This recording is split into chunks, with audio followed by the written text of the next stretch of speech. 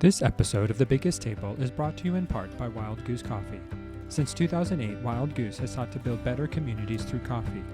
For our listeners, Wild Goose is offering a special promotion of 20% off a one-time order using the code TABLE at checkout. To learn more and to order coffee, please visit wildgoosecoffee.com. I hope you enjoy this episode.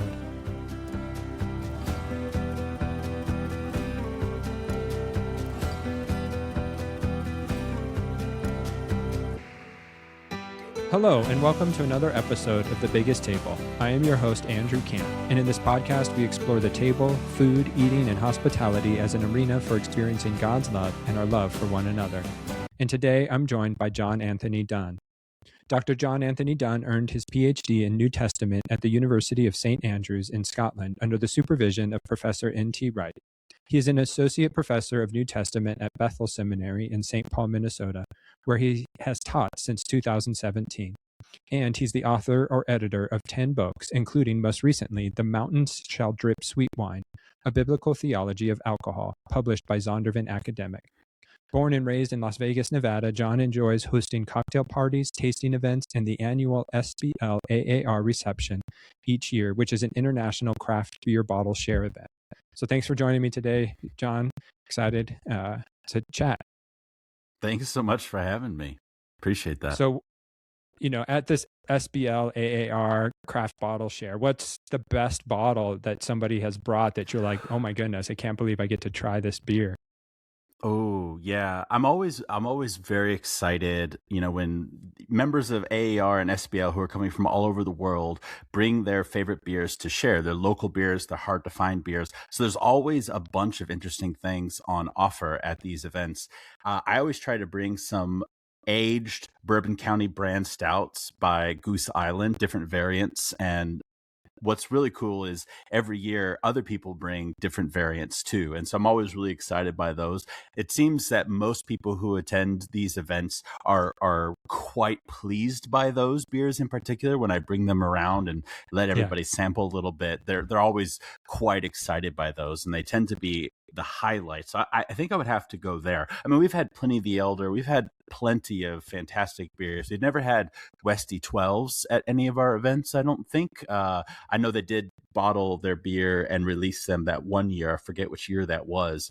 But other than that one time, I've never seen a Westy 12 in the wild, so to speak. But I did go to the monastery in Western Belgium back in like 2013, 14. It was a bit of a pilgrimage for me, and that was a delightful experience. But they don't normally bottle their beers, except for I think they had to pay for a roof or something like that, so they bottled it one particular year. But I'd have to say the Bourbon County brand stouts.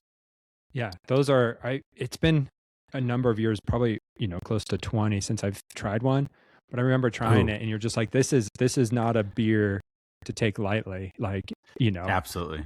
I think it's, it rounds out around 18%, if I remember. Yeah, it does depend on the variant. I think on average they're probably 14.5 to like 15 something percent. Okay. It does depend on the variant and the year. And of course I age mine, so they do lose a little bit of alcohol value over time, but not much, just as they're aging. I have some bottles over 10 years old, for example. Probably should drink them, but I like to host events and share them with people. I don't just pop these by myself. No, it's not a bottle you're going to drink in one sitting by yourself. I think exactly. I made that mistake the first time, and I'm like, oh, never again. Yeah, exactly.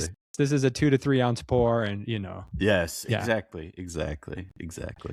So, you're a lover of good food and wine, it seems. And so how has this love of food and beer and wine and alcohol, the totality, how has that grown inside of you? And like, what was this relationship growing up for you? Well, growing up, I mean, I grew up in a fundamentalist Baptist context in Las Vegas, of all places, as you do. There's kind of a separatist strand in Las Vegas. There's other ways of being Christian in Las Vegas, but one way is a very separatist way. And my experience was very unique within that kind of separatist sort of Christian experience because both my parents worked in the casinos. They were dealers. So it was this kind of weird tension where it was like, we don't participate in any of that stuff. And yet, of course, this is how the local economy works. And this is where good paying jobs are and, that kind of thing. So it was a really interesting tension, but I just never really had the kind of appreciation for like, wine and beer being things that you could enjoy as part of a meal or something like that. That was not part of the context. It was just like, it was drunkenness or it was abstinence, right? Those were, those were sort of your options. Or at least that's how I would have probably conceived it. And I did appreciate food, but I would say my appreciation of both food and wine have grown significantly as I've traveled and experienced different things. And it started with craft beer, I would say, and that has snowballed into an appreciation of Scotch first, because I went to Scotland to do my PhD, and then into wine. The way I got into wine was my mom was off on Wednesdays, and after I finished my PhD and I was back home transitionally, I hoped it was transitional, I should say, when I was applying for jobs and and juggling 4 part-time jobs and trying to publish my thesis and all that stuff. My mom was off on Wednesdays, and so we started this thing called Wine Wednesdays, where we would go find a new bottle of wine, we'd split it together and let my mom get caught up on all of her favorite shows like The Mindy Project and New Girl and all that stuff. Okay. So Wine Wednesdays was really where my appreciation of wine started to be cultivated. Because I think for a while I would say like, oh yeah, I'm a beer fan, and I kind of limited to that. Scotland opened my eyes to, you can actually sip and enjoy Scotch. You don't have to take shots of things, right? I didn't have a conception of that prior to living in Scotland, and so that opened my eyes to Scotch. Wine Wednesdays opened my eyes to wine, and then it really evolved from there into craft cocktails, and that's become definitely a hobby of mine really since COVID. When everyone was trying to figure out how to make sourdough, I was focused on craft cocktails and the techniques around certain cocktails, like doing milk clarification or making your own bitters, or these kinds of things, making your own clear ice. Like I was really getting into all these little techniques and getting the right gadgets, and of course building out the personal bar in order to make interesting cocktails. And so I really just, for me, it's all about craft. It's all about artistry. It's about enjoyment. And for me, it's quality over quantity every day.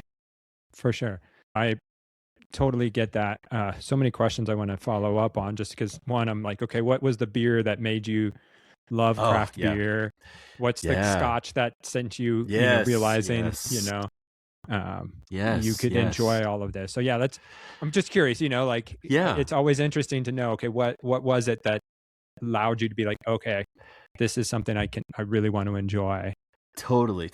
So I would say it was Chimay Blue on the beer side. So going back to Belgian styles, Trappist ales. Love the whole Trappist tradition. Love that there's this, precedent and really strong history of like Christians making beer. You know what I mean? Like my fundamentalist Baptist self would have like no sense of that, but just love the whole Trappist tradition.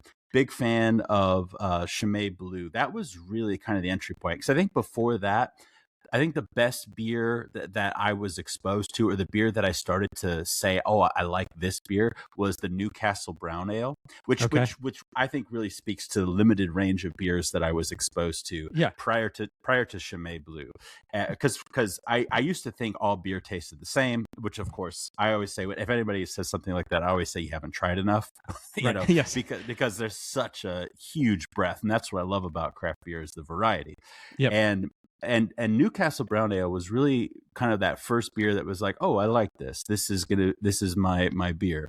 But Chimay Blue made me realize like there's a world here that I have not tapped into, I've not explored, and so that is a crucial beer in this whole thing.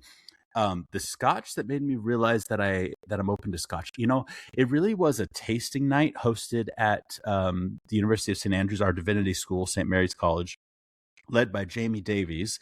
He did this little kind of like regions of Scotland tasting. And I don't remember, which ones he had us try that night. I just remember being like, wow, there's diversity here, there's variety here, and there's a craftsmanship that I just did not appreciate. I always thought hard liquor was gross, and that's why you drink it fast. That's why you take shots of it. So that was so eye-opening. And I just, as I was falling in love with Scotland, of course, I'm falling in love with one of their greatest productions. Yep. Yes. And so I started kind of like working through, like I'd have a bottle that I'd always have a bottle in my office that I just pour a little dram of every now and again, as kind of like my own personal education in Scotch. And I would say, of course, the one that I fell in love with, probably a lot of people, it's their go-to as well, is Lagavulin 16. Okay. I love, and I got to go to Isla for the first time this past May with some buddies from my church in Minnesota, and that was just a blast. Going to Lagavulin, going to Lefroy and Ardbeg. We only had a handful of hours, so we had to be we had less than 24 hours, so it was a bit rushed for my taste, but it was delightful nonetheless. Gotcha. So you tend towards the peatier.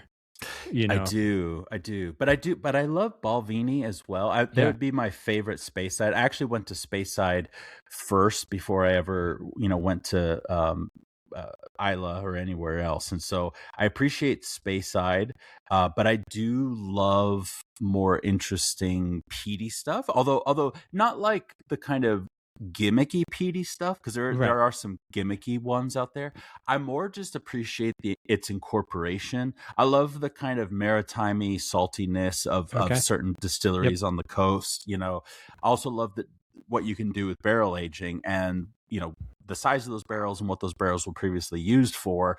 So Balvenie does a lot of cool stuff with different casks, right? Like the port wood, these different things that they do that are quite interesting.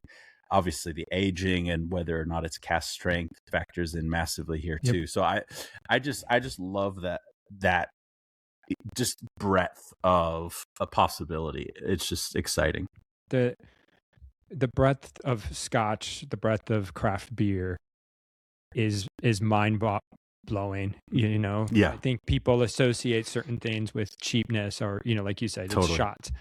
Jack Daniels are cheap tequila. That makes you feel horrible no matter what you do. For the longest time I thought I didn't like tequila, and I realized that what I didn't like was Jose Cuervo. Yeah, exactly. Right. Yes. I think that's where I still am. I'm like, I don't drink a lot of tequila, but I think it's because I've had bad tequila I never had. Exactly. Yeah. Well, once you try some añejo, some like really like fancy aged stuff by better producers, I mean, I love the Clase Azul. It might be a little bit gimmicky with its like vase, sort of bottle, but I think the bottle's pretty awesome. So I have a Reposado of Clase Azul. Don Julio is excellent, especially the stuff that's aged. I mean, I think that's the thing is like, and even for me, like some people when they make marks, they're like, "Oh, I like to use silvers or something like Hoven or something." It's like, no. Reposado at least. Like I'm always like Cadillac. My marks are always Cadillac. It's like you got to have some life to that tequila, I think. No, correct. Yeah, quality again over quantity. Yes. So I think we could probably go on and talking about different alcohols and the enjoyment of them. But Indeed. You've written this new book on a biblical theology of alcohol, which is an intriguing look. And so what spurred you to write this book? What did you see missing in sort of Christian literature? Because we're seeing more and more books deal with food and the integration of food and alcohol with spiritual life. Right. With wine, it's Gisela Kreglinger, a great voice for us. But your book takes a different look. And so I'm curious what led you to write this work? Yeah, totally. I think honestly that my fundamentalist Baptist context has a lot to do with it because, when I first started our blog, The Two Cities, which became a podcast and a blog in 2020, we started back in 2011. My very first blog post, when I was trying to think about, okay, what are we going to launch with? What should I do a study on? I decided to do a two-part study on alcohol in the Old Testament, alcohol in the New Testament. And I did such a deep dive for those. I was really treating them like papers rather than just like blog posts. Right. And I wanted to be thorough. And I was really kind of blown away because I think at the time I was sort of thinking like, because I was starting to become a craft beer fan. This is right before I went to Scotland, and I was like, I wonder if like maybe there's something I'm missing because of course when I grew up in my fundamentalist Baptist context, I had very negative views of alcohol. It wasn't in the house, and so it wasn't something that even though I grew up in Las Vegas and like people are drinking like all over the city, it wasn't like part of my experience so much, right? And so except for like weddings, but I was like, maybe I'm missing something. Like maybe I need to like take a closer look, and really really explore this topic more thoroughly. Like, is there something I'm missing? So I tried to find every passage I could, and I was really just kind of blown away, not just by the positive sets of concepts and images in the Bible, but really the mundane images in the Bible. I Hmm. think that was maybe one of the most striking things for me is just how mundane like wine is. Because for me, it was charged, it was loaded, it was fraught. But like in the Bible, it's so casual most of the time, right? Hmm. They're just people are eating and drinking. And it's Yeah. normal stuff, and we have so much stigma associated with it that we sometimes just can't appreciate its ubiquity. I think a lot of people are surprised, like, no, it's all over your Bible. Like Right. there's Yeah. references everywhere. And so I think I was just really struck by that. And I was also just really struck by because in a lot of like the literature that I was familiar with or the conversations that I was familiar with around alcohol, it was about permissibility. Can we, can't we, should we, shouldn't we? And I think when you limit the conversation to those sets of questions, so much of that material that I wrote about for the blog, especially the mundane stuff, just never gets touched because it doesn't help you answer those questions. And I was just thinking, wait, we're answering these questions without dealing with the full scope of what the Bible does with alcohol. We're picking our favorite passages, and on each side, whether you're like a teetotaler or somebody who appreciates wine and beer and stuff, you have your go-to passage. Well, Jesus turned water into wine. Well, Proverbs says don't even look at it, and it's Right. like and it's just volleying back and forth and not thinking about like, oh, how does this stuff all fit together, and how does the full breadth of what the Bible does with alcohol relate to this question, and not just a handful of passages. And so that was really one of the things that I thought once I finally was thinking about this as a book project, because I knew I had laid the seeds for a possible project, but once it became this like possibility, because of Katja Edzondervan's nudging, I thought, yeah, there's definitely a need for a biblical theological approach that tries to pull these threads together in a way that's holistic and comprehensive. And that was ultimately my goal with this book. I appreciate your book, and what I appreciated most is your nuanced view that you're asking beyond the permissibility question, because that is how we usually frame it. Can we or should we drink? But not really what does the totality of Scripture say about alcohol, both for good and for bad? And your book is quite the opus. It's a lot of background and more information than I ever knew I needed about alcohol. But for listeners, where should we begin in Scripture to look at alcohol, or what are some key guiding passages that can help a normal person think through the image of alcohol, the use of alcohol, the enjoyment, the dangers of alcohol in normal life? Yeah. So the way that I decided to approach this book and this topic was to kind of organize all of the information thematically, because one of the things that I always feel when this topic comes up, thinking about, well, what does the Bible do with wine? What does the Bible do with alcohol? Is this kind of um I would say kind of simplistic way of reducing the topic to a single concept. And so often that's something like, well, the Bible represents joy and blessing in the Bible. And of course, that's true, except for all the places where it's not true, right? There's a handful of places where it represents something quite drastically different than joy or blessing. And so I wanted to try to highlight that nuance by organizing the chapters thematically. And so each chapter kind of runs through the Bible in some ways to kind of explore a nuanced theme around this topic. And the way that I sort of conceptualize this is it's sort of like how you have different varietals of grapes that make different kinds of wine. Similarly, there's different varietals of the symbolism of wine in the Bible. So just like you've got your Merlot and your Cab Sauv and your Sauv Blanc and plenty of other, cultivars and varietals of wine, beyond just the like 30 or so that like you know, the average wine consumer might be aware of. There's just like thousands and thousands of varietals. It's insane. And those are just the known ones, right? There's like thousands of known varietals.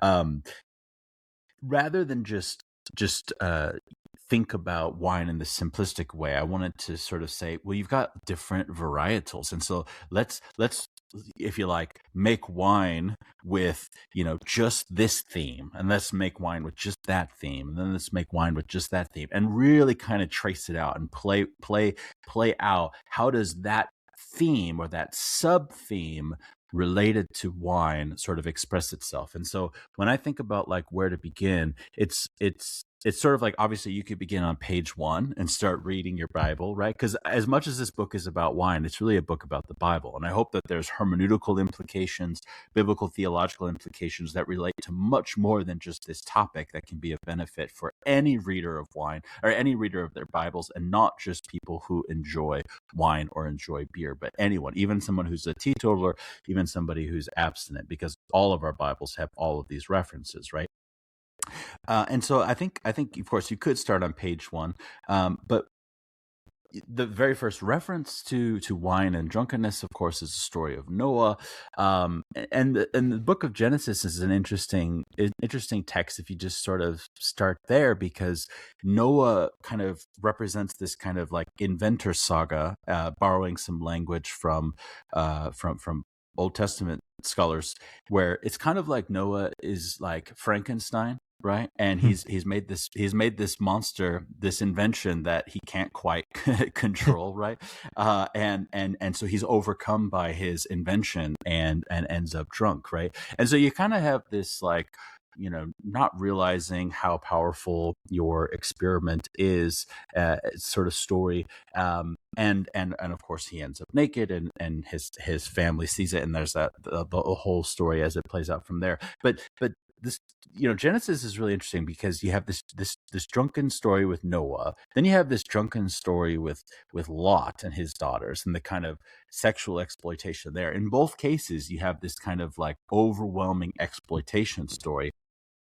But then, another one is, Jacob, and how he is sort of tricked by his father-in-law through getting drunk as well. It's more subtle, but it's still there, And these aren't the only stories related to wine, just drunkenness, right? Because you have Melchizedek with the wine and the bread, and you have Abraham before that, or Abraham also in that sequence doing eating and drinking and hosting a mishteh, which is a feast, as it's often translated in our Bibles.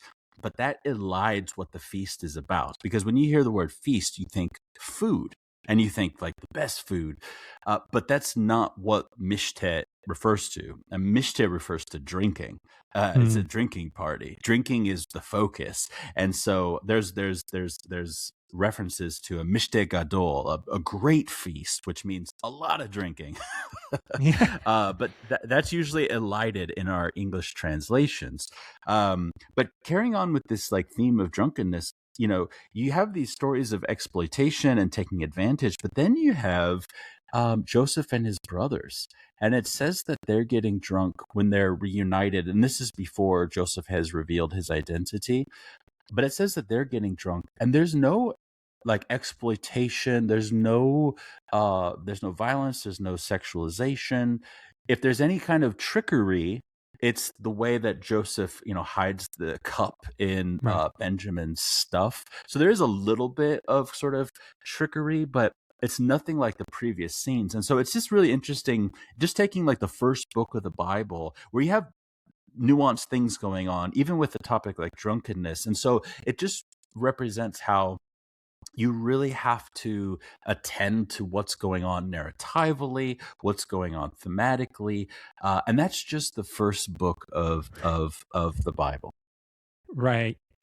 Because then, as God's people are led into the promised land, one of the first images of the promised land we're given is these massive grapes that come Yeah. back. And, you Yeah. point out that the temple becomes a place, of Yeah. agricultural fertility and abundance and celebratory, best food and best wine, and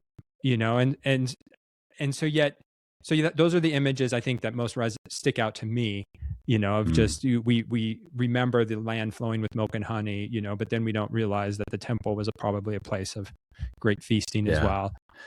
And the temple's sort of vitality is directly related in this interesting, almost like cause and effect relationship between the temple and the land. Because in order to make all the offerings and everything, you need the land to be producing, Right. the grain, the grapes for the wine, the oil, and then of course the livestock for the sacrifice. So all this stuff is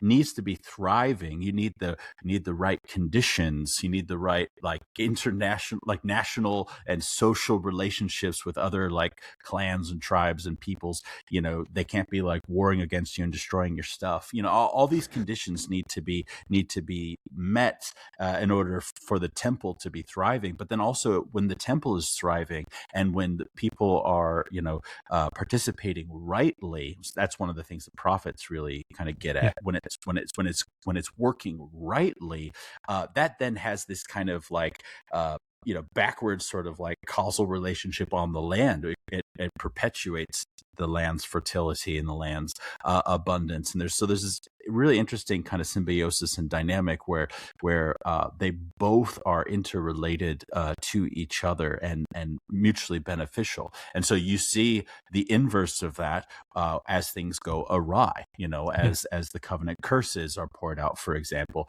where you see the they're tossed out of the land, or the land doesn't produce like it ought to, like it could, like it should, like God promised, because of disobedience, because of the covenantal curses. So there's this really fascinating kind of interrelationship there that I find very interesting as well. I'm curious too, because as people who follow Jesus and live in this new covenant time, we're not tied to a land. And so as you've thought biblically about the interconnectedness of land and fertility and abundance with temple worship and right worship, where do we extrapolate that for us today? Or like, is there like, how do we make sense of this today, not being tied to land or, tied to a temple per se? Like, what does that mean for us as modern day Jesus followers? Right. Well, I do think that the New Testament sets some trajectories for how we can think about these things sort of still being ongoing and relevant for us. So, for example, we're not making sacrifices and offerings and libations and these kinds of things, but we still have wine in our ritual practices through the Eucharist, right? Through communion, the Lord's Supper. And so there's still a continuity of wine's relationship to ritual practice that I think we can sort of connect those dots and see the importance and relevance and centrality really of wine in worship, which of course is a wonderful thing to say, but really that's what we're talking about.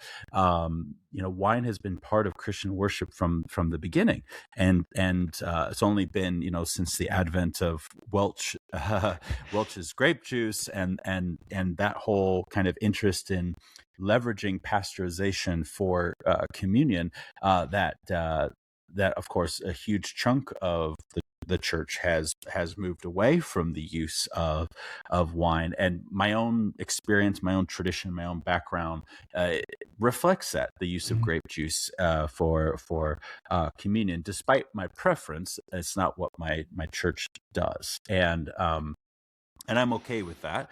But I have had, and I talk about this in the book, I have had some powerful experiences in Anglican contexts where the use, and actually in a Baptist context, as I retell in a church in Paris, and I didn't quite understand what the pastor was saying about the communion elements, and mistook the wine for grape juice, but I've had some powerful experiences with the use of a common cup, for example. And so I do have strong inclinations and preferences. And I think for biblical reasons, I see the common cup language reflected in Paul, even beyond just the Last Supper as a kind of precedent. And I also think, when I look at what Paul says about the breaking of bread, and elsewhere in Acts, for example, I take the breaking bread references to be Eucharistic. I'm after the pattern of Emmaus in Luke 24. Right. Yep. I just think this is all sort of Christophanic in a way. The breaking of bread is when they recognize Jesus, and I take that seriously. And I also think when we in my church context, so these are things I'm mindful of and experience some tension with. When we have our little COVID approved still, like the wrapper with a little piece of bread underneath, and then it's sitting on top of your little thimble full of very sweet grape juice. I just feel like we're not breaking bread, we're not literally breaking bread, which is the ritual act that and so I do feel like there are I just think ritual is important. I think we should have conversations around these things, and I would say that's something that has really stood out from my work on this, coming from a Baptist context, coming from low church context. The ritual use of wine has just really been heightened for me as a result of this. Now, it's not the sacrifices and the libations, etc., like it was in the Old Testament, but there's still this kind of this is what we do with wine, and I think we need to think about that and take that seriously, as this is what it looks like for the church to use wine in worship. So that's an example that I think of. Another thing is, we don't go to the temple, but one of the themes in the New Testament is that indwelt with the Spirit, the church becomes a temple. The church becomes a place where the presence of God can be found, and that's a major theme in the New Testament. It's one of my favorite themes in the New Testament, and this dovetails, I think, interestingly, with a handful of New Testament passages. The Pentecost pouring out of the Spirit, and they're drunk with new wine, and the whole notion of being drunk in sacred space is kind of, I think, tapped into a little bit, because you're not meant to be drunk in sacred space, and of course they're not drunk at Pentecost, but that there's this interesting dynamic there. I mean, it kind of harkens back to Hannah's story, and some other things. I also think about Ephesians 5 and this, don't don't be drunk with wine, in which is debauchery, but be filled with the Spirit. And for me, as I argue in the book, and as I've argued at greater length in an article elsewhere, I think that there's a kind of temple motif in that passage that helps to further explain this connection between wine and the Spirit. One of the reasons why I think this is because of the references to singing and corporate worship that follows. So priests aren't meant to be drunk while they're serving in the temple. Now, they only do this a couple weeks out of the year. So we're really just talking about a very temporary period of abstinence for priests. They could drink any other time. They're just not meant to do so when they're serving in sacred space, because they need to be able to distinguish the holy from the profane. In other words, they can't drink on the job, right? And it makes total sense. But I think that this kind of logic is being applied to the church in Ephesians 5. And one of the things that buttresses that is not least the temple references and temple allusions throughout Ephesians, and there's a ton. And there's an explicit one at the end of chapter 2, but there's others that I think are really important here. But also the idea that singing isn't this kind of casual thing that happens all the time. Singing, especially in biblical texts, is Levitical activity. This is what the Levites do in sacred space. And so the associations between worship and the Spirit and wine, I think all of that kind of comes together as a way of talking about, the church gathered together is sacred space. And in that context, there should not be drunkenness. And so I think this is Eucharistic. There's even a use of the Greek verb in its participle form in that passage, Eucharisteo, to give thanks, which is where we get the term Eucharist from. And so I do think there's a kind of Eucharistic context there. It's similar in some ways, although not with the socioeconomic issues. It's similar in some ways to 1 Corinthians 11 with the drunkenness there in the Eucharistic setting. But I don't think Ephesians is leveraging the kind of socioeconomic issues that 1 Corinthians does. But you do get these household codes that follow. And I think one of the implications is this is talking about house churches gathered in Jesus' name, indwelt by the Spirit. That is sacred space and should be treated like the temple in Jerusalem, in terms of its sacredness.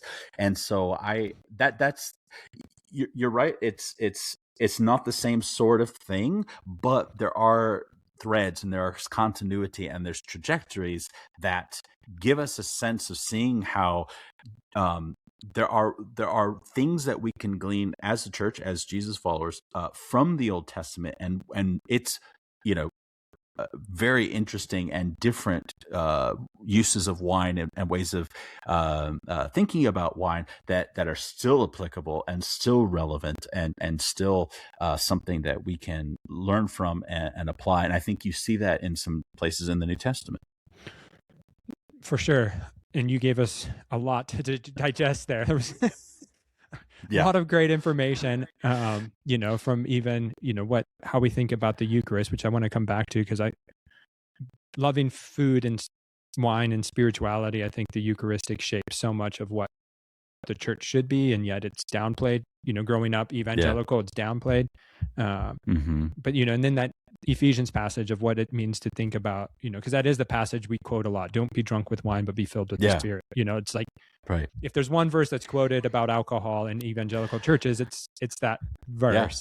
But I love how you're nuancing it and giving us something to think about. But I want to come back to the Eucharist, because you were, making this correlation between temple and the celebration of the Eucharist. And I've always thought, with these COVID, even pre-COVID, the elements we used in the evangelical church, I think, did not do justice to what the Eucharist should be. Like, if this is what Jesus tastes like, Jesus is pretty stale and not nuanced. There's no nuance. It is just bland and sweet. Like, they're like, whereas like if the Jewish people brought their first fruits, the best they had to offer at the temple, like, should there be the same intention and beauty we bring to the Eucharist, where like the bread is more than just stale matzah, or Yeah. the Yeah. wine, and or grape juice. I think having grape juice available for people is Yeah. needed, right? Like Yeah. nobody's, Yeah. you're Yeah. not saying that in the book, and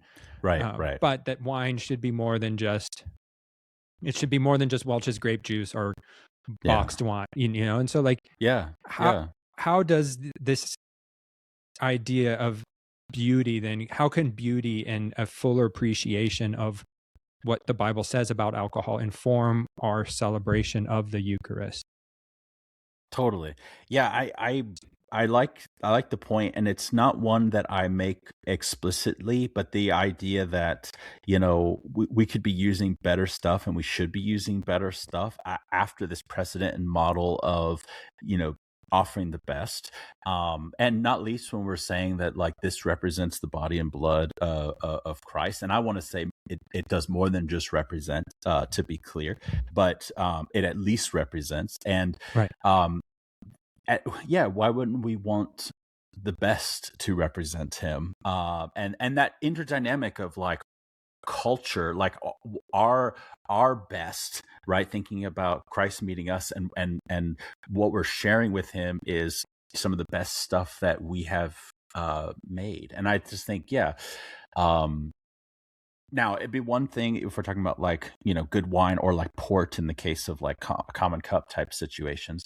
But even in the case of grape juice, or like non-alcoholic wine, there's de-alcoholized wines that are pretty good, that are much better than Welch's grape juice. And just for any listeners who aren't aware of de-alcoholized wine, it's the idea that you let the wine ferment, and then you remove the alcohol through a couple of different possibilities, different processes, and you can remove the alcohol. So then it is non-alcoholic, but as opposed to Welch's grape juice, it actually went through a fermentation process. Yep. Welch's grape juice never does go through that process. So I do think, like, things like that, like just thinking about the de-alcoholized approach, better wine in that regard, at least. I think that's something. I like the idea of, like, especially smaller churches can get away with this, but like baking what we're going to, like, consume together, and I want to say not just baking, but breaking what we're going to consume together. I think that's the ritual act that we really ought to be incorporating. I think it's pretty clear in the New Testament. But yeah, I guess I'll just affirm that I really appreciate that point, and I don't quite make it in the way that you did in the book, and I do agree with it. And I think I think we could definitely do a much better job, even in our low church settings. I think we could do a much better job of improving our Eucharistic practices to be better reflective of scriptural precedent and the significance of the ritual. Yeah. I've always had this idea, this dream of walking up to a church and smelling the fresh baked bread. Like, what would that do to people as they're entering into worship if they're smelling the bread baking, or, that just coming out of the oven? Because there's nothing like walking into a home where bread has just been baked. Like, there's some. Yeah. And I grew up with a mom who baked bread. So it's like, it's obviously ingrained in me. Like, there's core memories associated for me. And fortunate enough to have those core memories. But the smell of baked bread brings something totally out of people. And so I think, that, we're taking this beyond the alcohol ideas, but just what does the Eucharist mean, and how does it enhance our like, what does the Eucharist need to be to actually help us engage Jesus in ways that remember our embodiedness, remember the goodness of creation. I absolutely love that idea, that smell of baked bread. And if you think about it, when we're talking about the counterpart in the Old Testament in the temple, it smells like a barbecue, right? You show up. I mean, it probably smells like a whole lot of other things too, but there is a massive barbecue. Essentially, that's what we're talking about. Is a massive barbecue, and any kind of, like, family picnic, or any kind of, like, outing like that. The smell. I mean, if you're a vegetarian or a vegan, you might not appreciate the smell of, like, cooked meat, of course. But I think a lot of people do appreciate that smell, and the Bible talks about it as a pleasing aroma. In other words, God appreciates that smell too, right? And so I think that's, like, really significant. So the idea of like that smell of baked bread, I mean, that has a lot of scriptural precedent, and so I love that idea. And it would be great if, I mean, I know like at my church we're getting too big for something like that. But that would be just a fantastic ministry, like, oh, what do what ministries are you involved in? Oh, I bake bread. Like, yes, that's awesome. Right. Exactly. And when you're talking about serving people a little piece, you're not talking, a Yeah. lot of bread that is needed for each Sunday. Yeah. Exactly. That's true too. Yeah. And again, size makes, things complicated for Totally. churches. But the prophets also have a lot to say about vineyards and wine. And I think the prophets, given what's going on politically, culturally, the prophets are getting a lot of play right now. It feels, Yeah. Yeah. And so how does wine and vineyards factor into the prophets? And then what does that mean for us in this already not yet ideas? Because I think there's a lot at play here. Totally. So I love the prophets. The book is named after a prophetic line from Joel and Amos, the mountains shall drip sweet wine. I took a handful of classes on the minor prophets, so the book of the 12, as it's, more preferably called, and just absolutely love Amos in particular. Amos is probably my favorite of the book of the 12. Just really enjoy the critiques, the socioeconomic critiques. And one of the things that we see is that, the kind of predominant concern as it relates to, drunkenness, because they are concerned about drunkenness. They're concerned about how that relates to exploitation of resources, how that relates to leveraging one's own leisure, such that there's an abdication of one's responsibility to the poor and the marginalized. And so there's a really strong socioeconomic critique in the prophets that also relates to this topic. But despite that, when the prophets anticipate what it looks like for God to restore everything, to restore Israel, to restore the temple, to restore the land, to restore creation, there's just an abundance of wine. And I think for them, who a lot of people are living at subsistence level, who are below it perhaps, and who are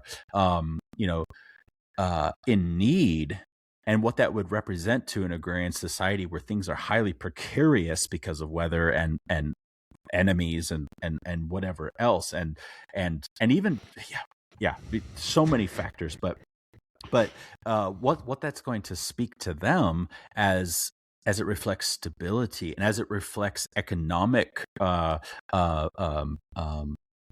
economic boon and these sorts of things, beyond just like, oh, I get to have a bunch of good wine and I won't run out of wine at my next party, right?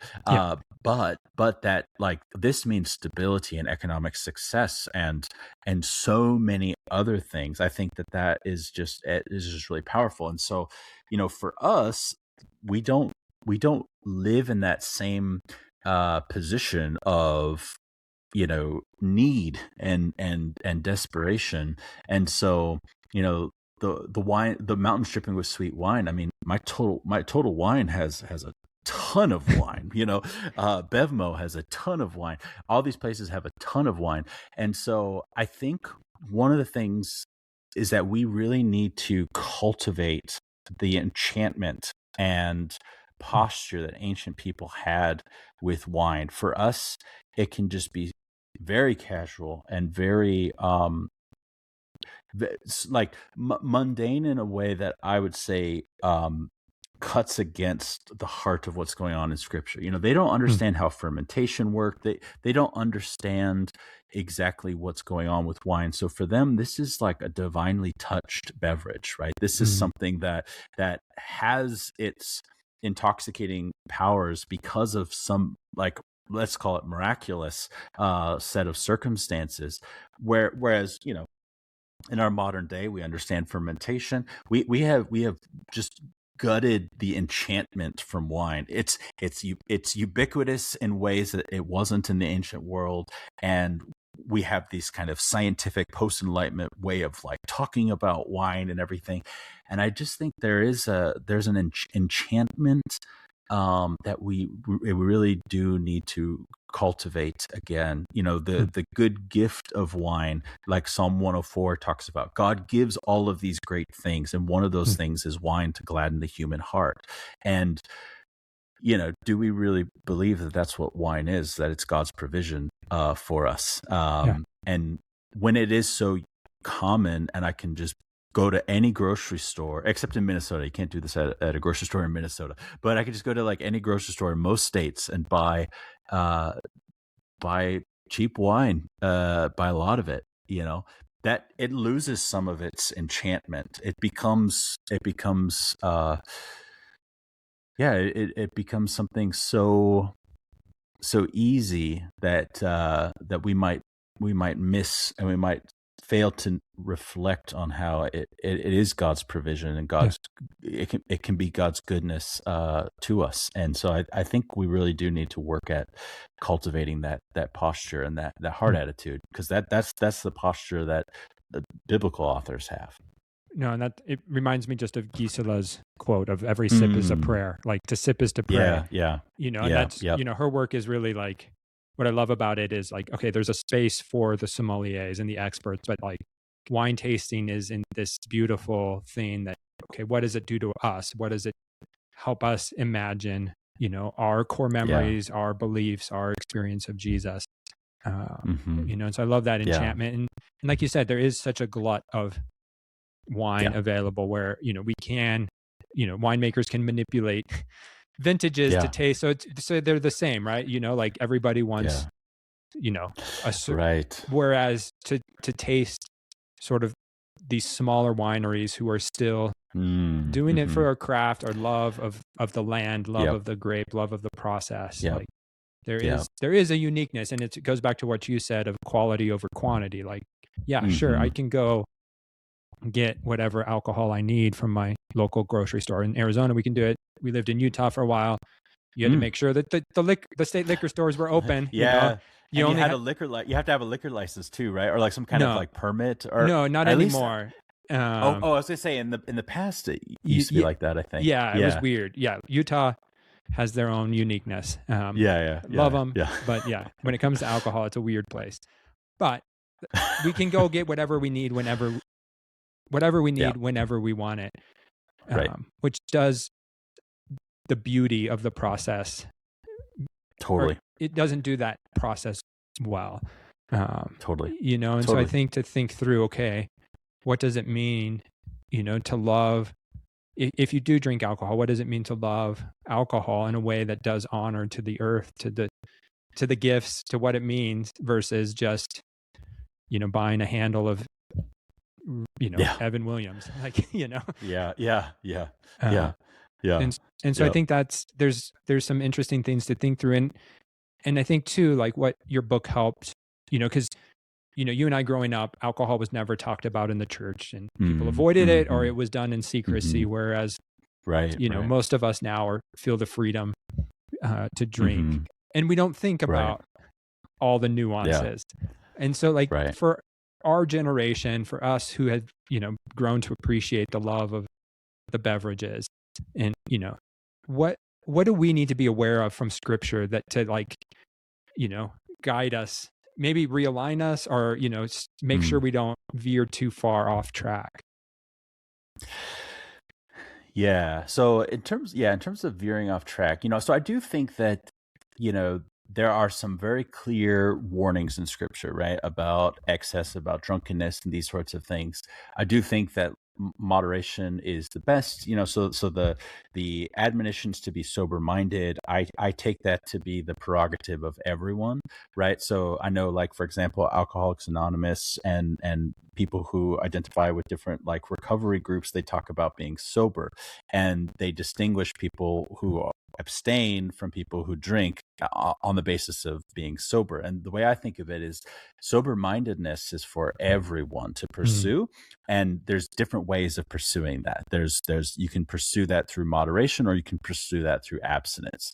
And so I think there's a principle of drunkenness that I think we should all take seriously.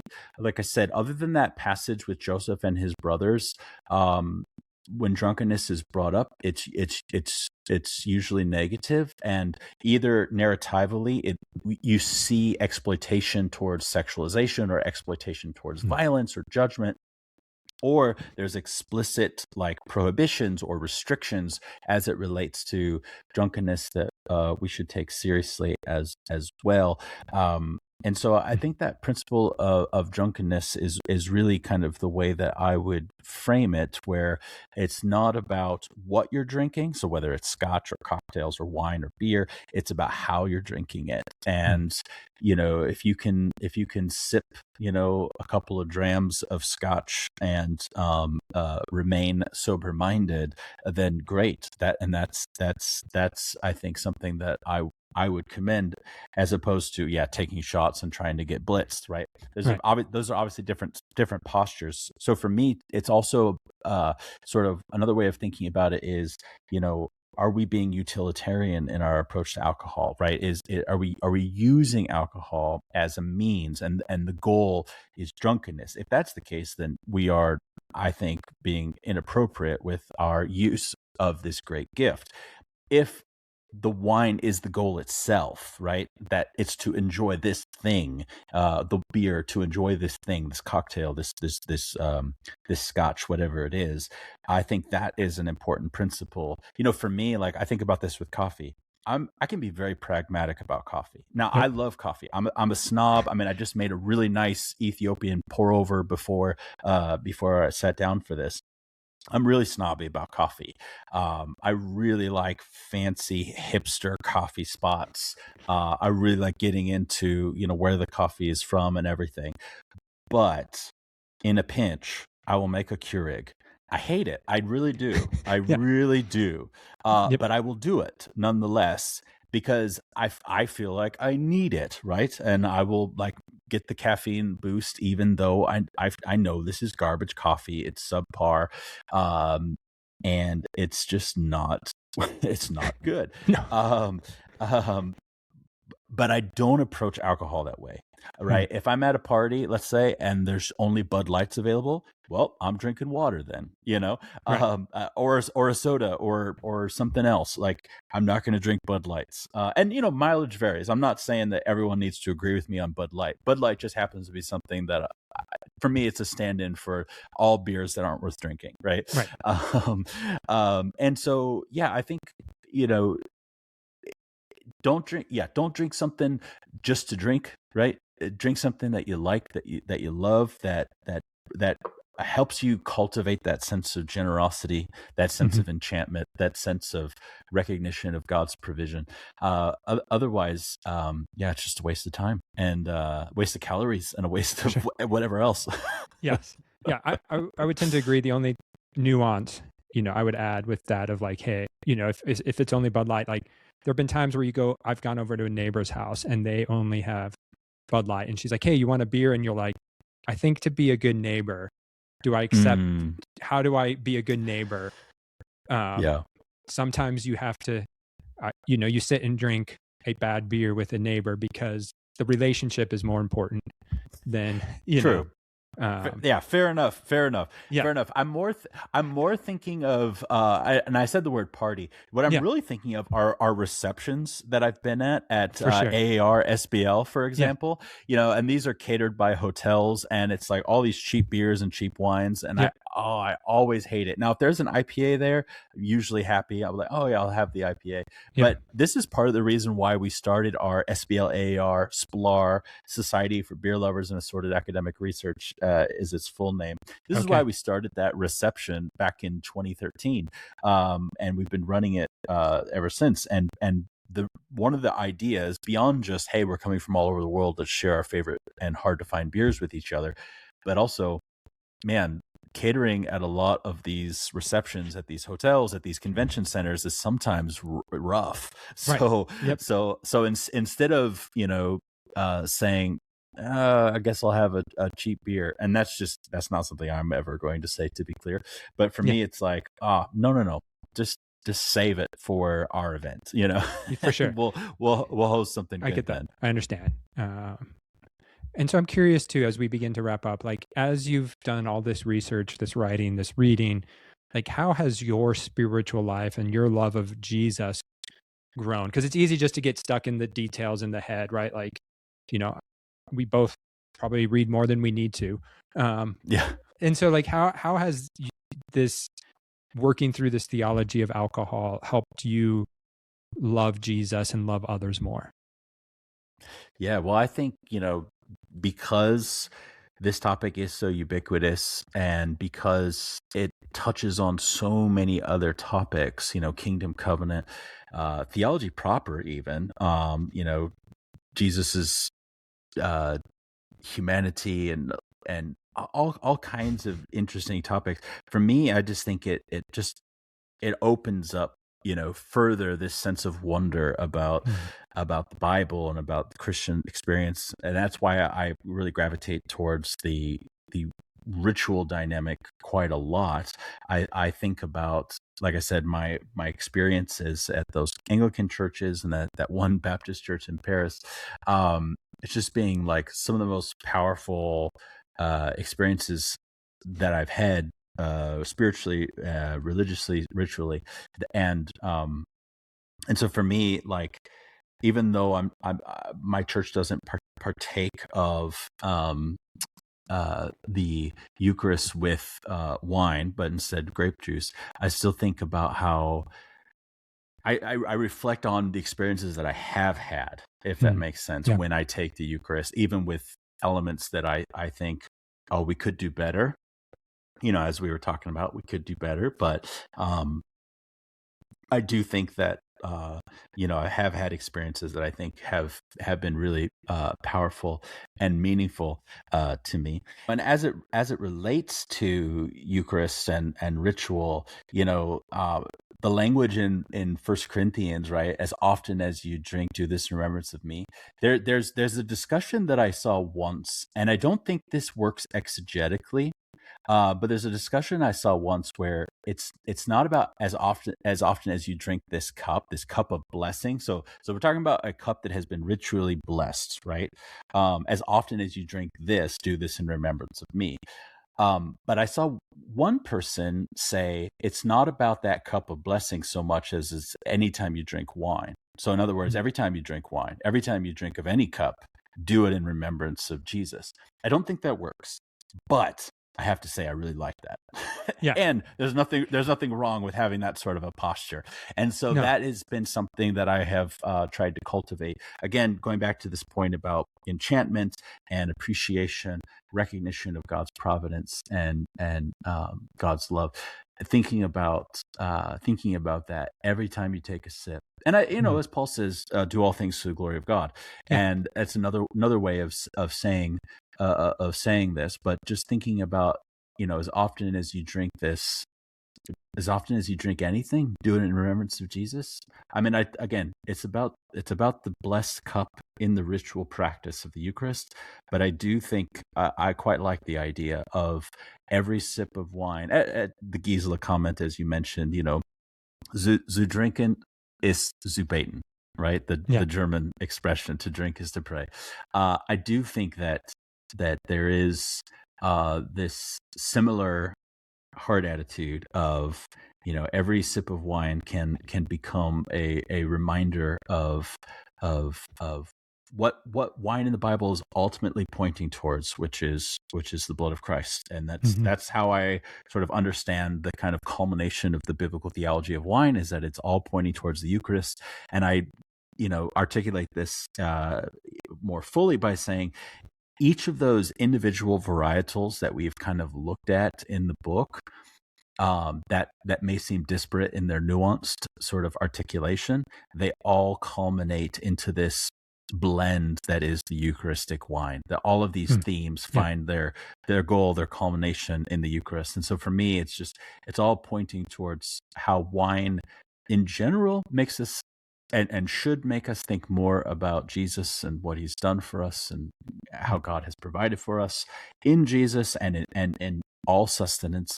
But yeah, so that for me, I think is really the heart of it, is just seeing how all of this is it's not just a literary thing. I wrote about it in the book, but it's part of how I think about the wine that I enjoy, and the beverages that I enjoy, with friends and family, and and just seeing how all of that can be worshipful, For sure. and so the inverse, I think, it's that drunkenness is a distortion of worship. And so there is a kind of sharp edge to this, because all of God's good gifts can be abused and distorted. And wine is, of course, is no exception. But I think it highlights that, that the proper moderate consumption of wine, in reflection on God's goodness, is worship. Yeah, for sure. I love that. And I, in the wine world, I sell wine, and so get to taste a lot of good wines. And every now and then, we'll share with other distributors, right? Like you'll be sitting around, and meeting with clients, and hey, you got to try this. And it's always fun when you can surprise somebody with a wine and that they get goosebumps, and like you get to see them enjoy it, right? And they're not cognitively or explicitly worship, right? But there is something like you see a guy who has lived 30 years in the wine world be surprised by a wine. And you're like, it's cool to watch people take out the the analytics of it and just enjoy it and be like, wow, this wine gave me goosebumps. Like, you can still be surprised, and to taste something, you're like, wow, like, okay, this is phenomenal. It's beautiful. Yeah. And some fun questions to wrap up centered around food. What's one food you refuse to eat? Oh, bananas and mayonnaise. Oh, wow. Okay. There was no hesitation in this Just one. Full stop. Yep. Together, separate, doesn't matter. Bananas and mayonnaise. Man, mayonnaise though. Like, yeah. So I always think about substitutes for mayonnaise. So cream cheese, sour cream, avocado. So deviled eggs. Try deviled eggs with avocado instead of mayonnaise. It will make it a little green. You put a little piece of bacon on top. You got green eggs and ham. Everyone will love it. Everyone will love it. Okay, fair enough. On the other end of the spectrum, what's one of the best things you've ever eaten? Oh dear.